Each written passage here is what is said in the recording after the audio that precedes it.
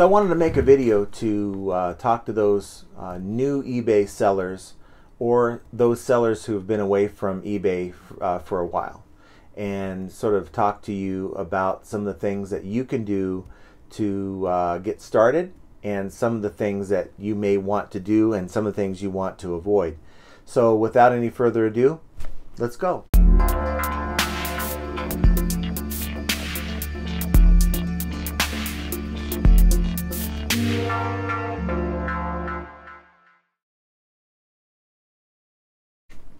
So the first thing I want you to know, and that is, don't quit your full-time job without an established eBay account.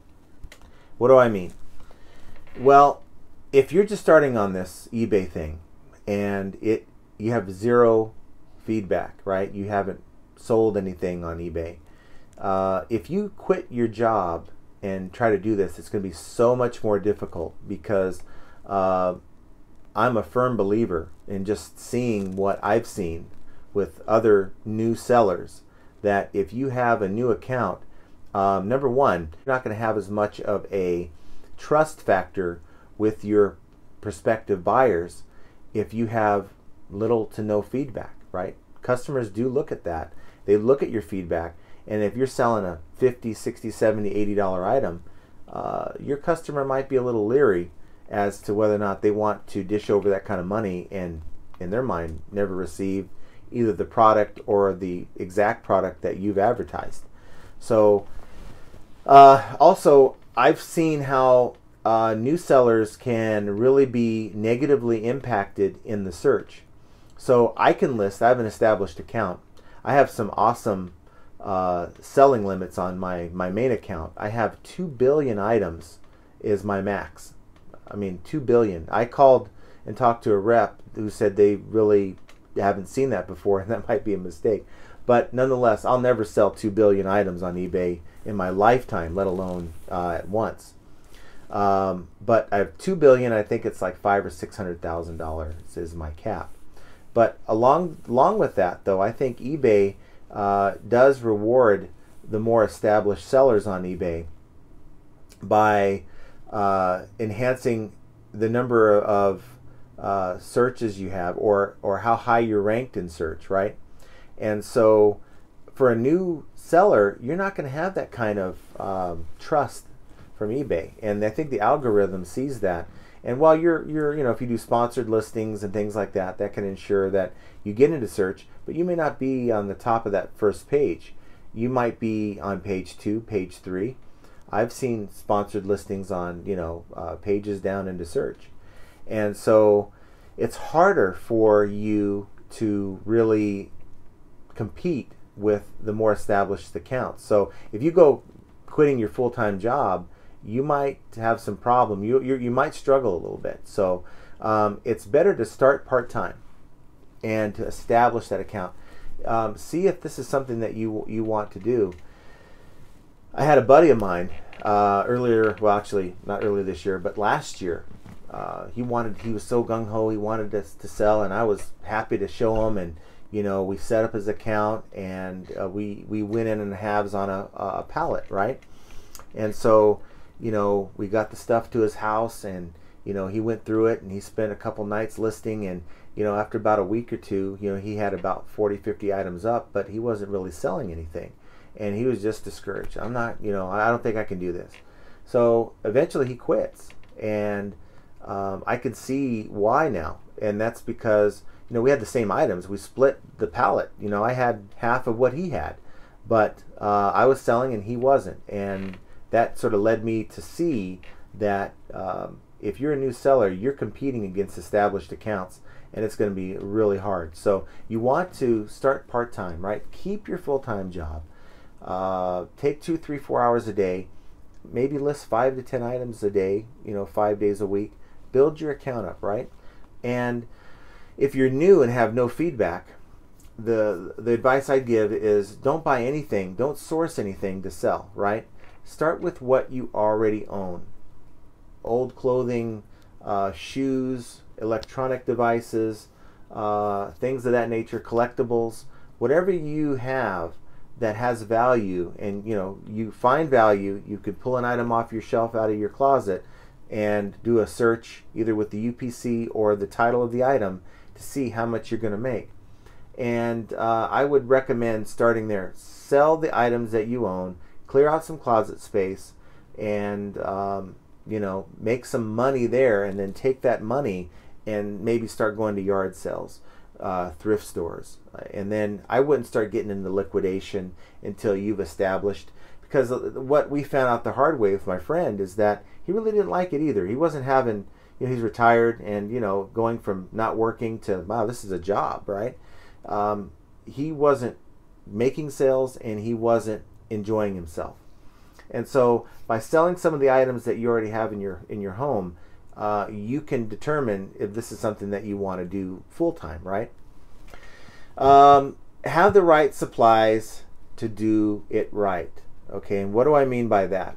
Well, I have fancy lighting back here. Now, you don't necessarily have to have fancy lighting to start. You can have a nice, well-lit, natural lit room. Maybe have the windows open in your house, taking photos during that period of the day where you have good sunlight. You can buy lighting kits on Amazon and eBay.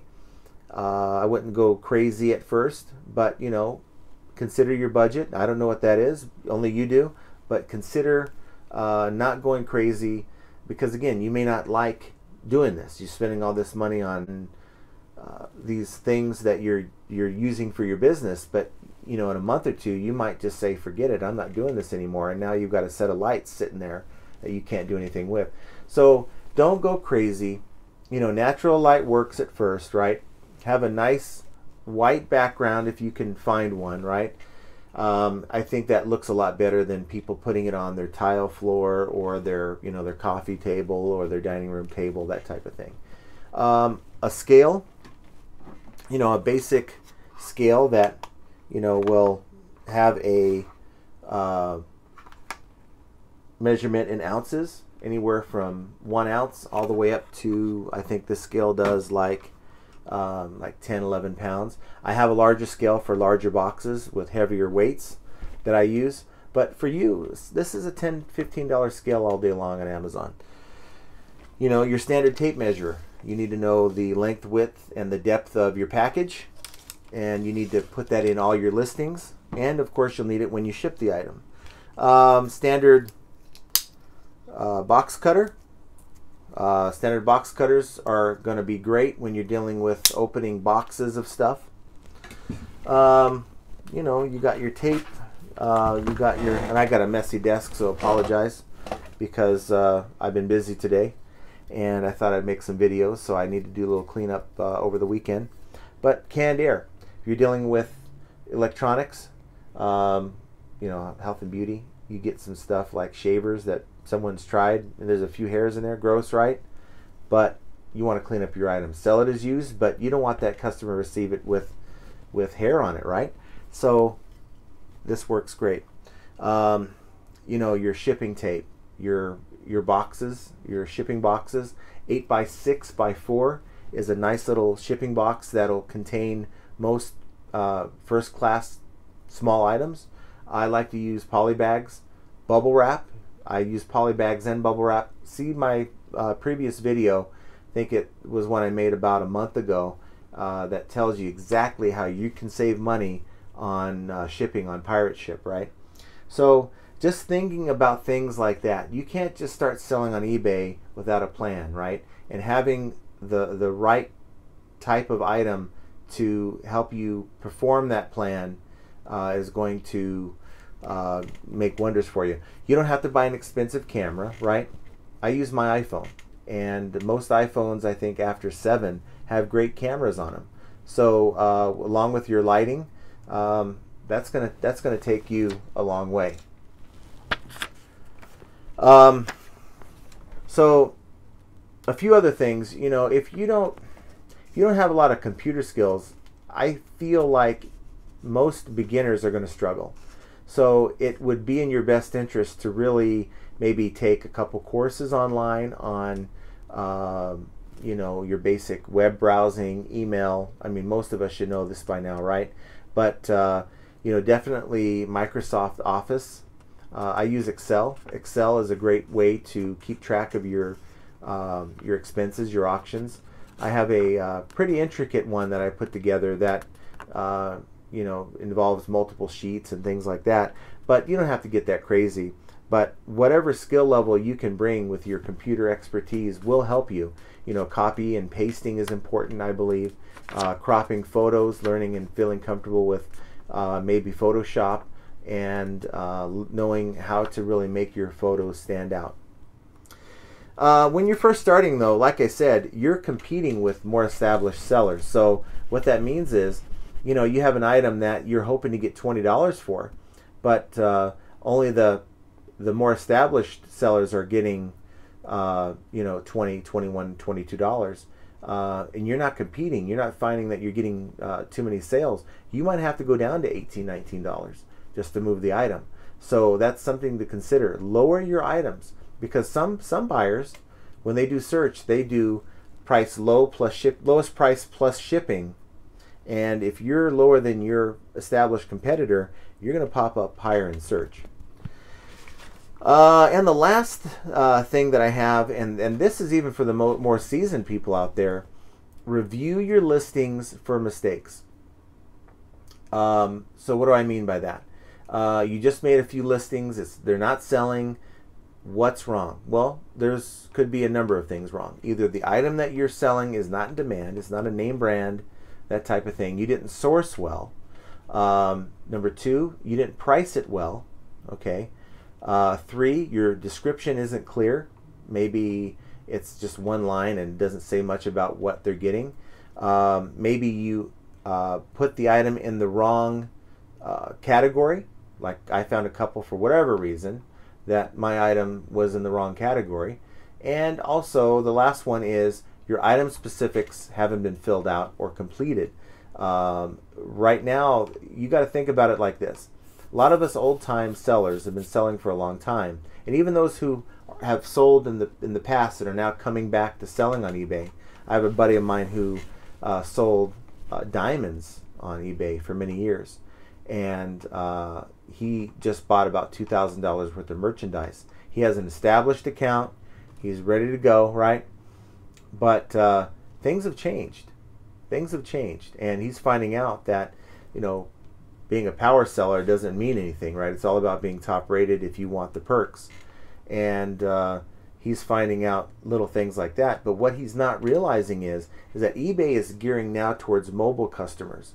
And so your item specifics are going to be what the customer sees on mobile. If you've ever been on mobile, to even see the description of the item and to, this item might be missing something, you're not going to see that in the item specifics. You got to click on that description and then scroll down to find whatever that seller is putting in the listing. And so it is very important, because most mobile customers are going to only see item specifics, that if you don't have that completed, eBay is not going to put you high up in search. It's going to drop you down in search, because the seller that has more information for that prospective customer, they're going to promote them more. So that's just something for you to consider. Really, I'm sure there's a lot more, but I'll let you provide that. If you have some ideas on how a beginning seller can, maybe some pitfalls they can look out for, or some things that they definitely need to make sure that they're doing, please put those in the comments below. And please give me a like, share this video, try to get the word out to other eBayers and folks who sell online, that this channel is going to try to answer some questions, give information, right, and to help people do better on eBay. Because really, I like to help people. My background is in helping people, but really, if we can all sort of do better, our customers will expect better, and because we're providing the customer a better customer experience when they're purchasing on eBay, you might get the sale this time, but because you did a great job with that customer is going to come back and maybe buy something from me. So with all that said, I hope you have something to think about here, and I hope you also have a great rest of your day. and we'll talk to you later.